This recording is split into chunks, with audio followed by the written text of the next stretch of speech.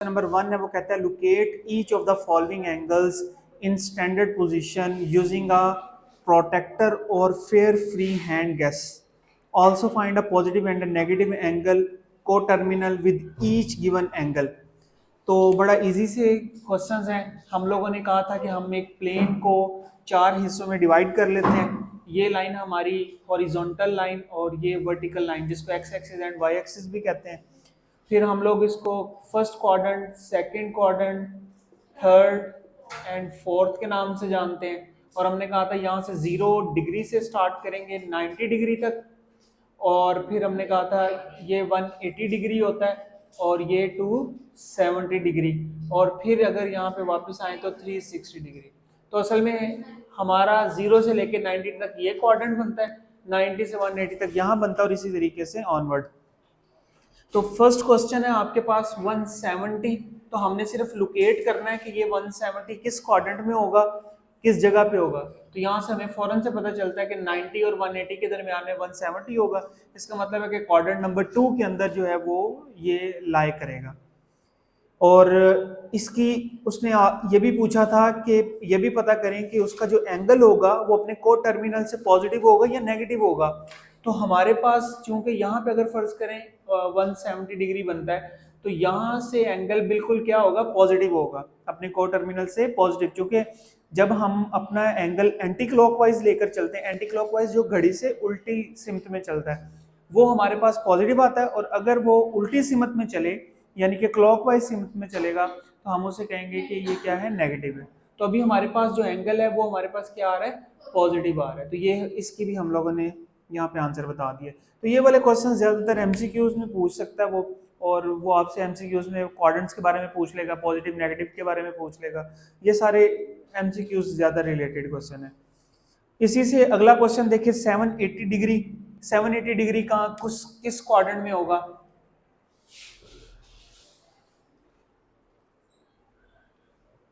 अच्छा, इसका एक तरीका तो ये है कि आप ऐसा करें कि एक, चूंकि यहाँ पे 780, अब ये आपको पता है कि ये 360 से ज्यादा है, एक चक्कर एक यहाँ पे तो रेवोल्यूशन मुकम्मल हो जाएगी इसकी, फिर दूसरी रेवोल्यूशन भी मुकम्मल होगी। तो हमें 360 के लिहाज से हम लोग अगर इनको प्लस करके देख लें तो 780 जहाँ पे बनेगा हम लोग इस तरह से भी जज कर सकते हैं। अदरवाइज आप लोग जो है वो 360 से डिवाइड करके आपको रेवोल्यूशन के बारे में पता चल सकता है कि कितने चक्कर के बाद जो है ना किस क्वाड्रेंट में जाके ये रुकेगा।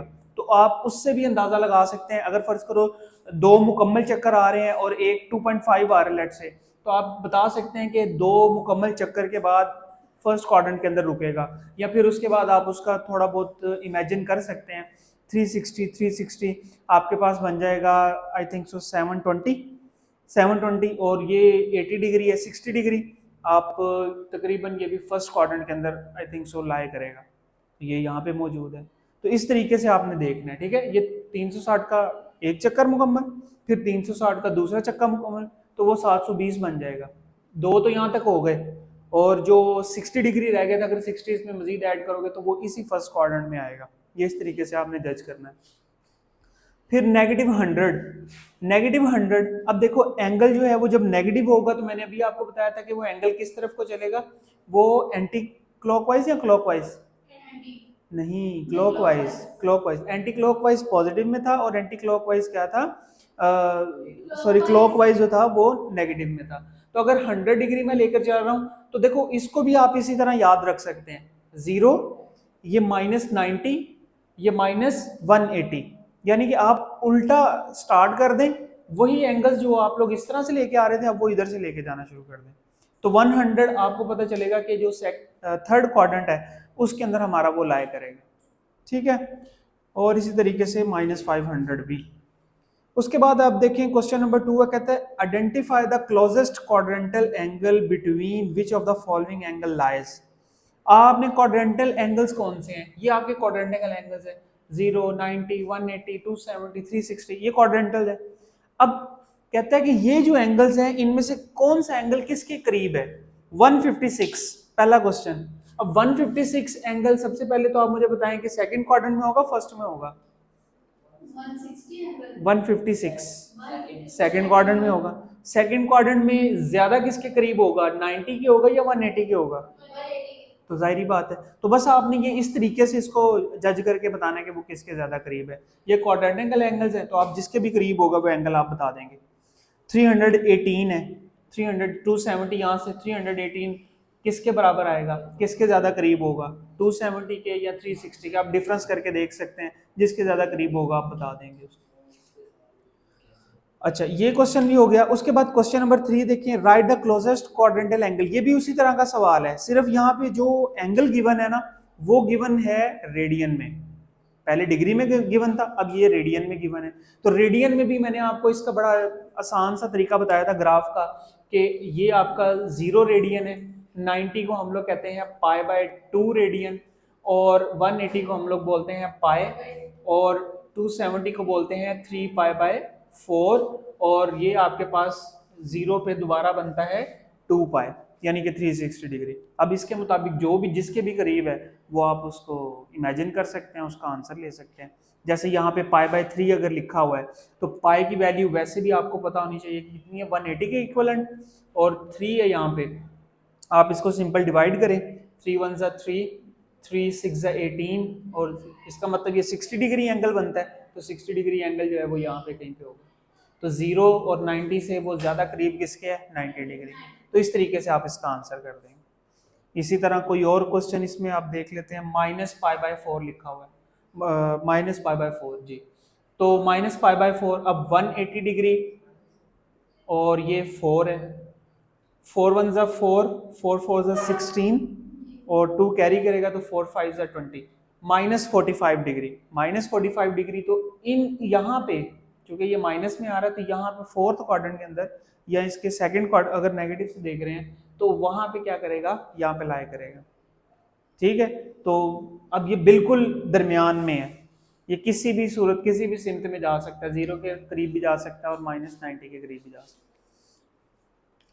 ठीक है, तो ये सारे एमसीक्यूज बेस्ड क्वेश्चन है, लेकिन फिर भी हमने इनको एक दफा हल कर लेना ताकि हमें पता हो कि इनको क्वेश्चन को सॉल्व कैसे करना है। Question number 4, in which quadrant, ये जितने भी आसान क्वेश्चन है ना वो आज सारे हम कर लेते हैं, जो आगे लॉन्ग क्वेश्चन या शॉर्ट क्वेश्चन बन सकते हैं फिर उनको हम लोग एक सेपरेट में कर लेंगे लेक्चर में। In which quadrant theta lie when, किस क्वाड्रेंट के अंदर थीटा लाई करेगा।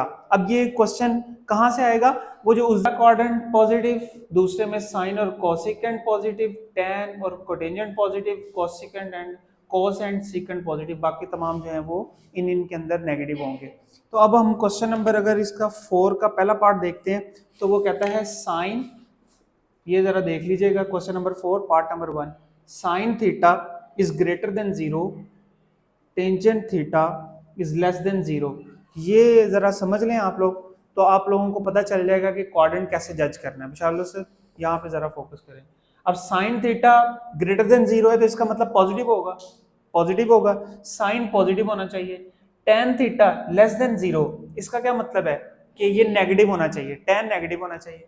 पहले भी देखो तो साइन तो पॉजिटिव, लेकिन वहां पे टेन भी पॉजिटिव होता है, तो इसका मतलब फर्स्ट क्वाड्रेंट तो नहीं है, तो इसका मतलब क्या है, साइन पॉजिटिव, टेन वहां पे क्या है, नेगेटिव, तो इसका मतलब ये वाला सेकंड क्वाड्रेंट होगा। तो हमें फौरन से पता चल गया कि ये सेकंड क्वाड्रेंट के अंदर है।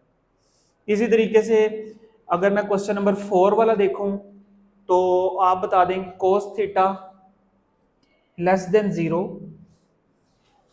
और टेन थीटा लेस देन 0।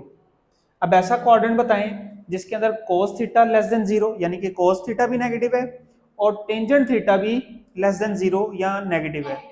अब फर्स्ट के अंदर तो ये हो ही नहीं सकता क्योंकि उसके अंदर, सेकंड के अंदर देखो कोस भी नेगेटिव है और टेन भी नेगेटिव है, क्योंकि थर्ड के अंदर टेन पॉजिटिव है वहां पे, तो ये तो नहीं हो सकता। फिर फोर्थ के अंदर देखो तो कोस पॉजिटिव है, इसलिए वो भी नहीं हो सकता, तो सेकंड हम लोग, ठीक है ना, इस तरीके से हमने जज करना है इसको।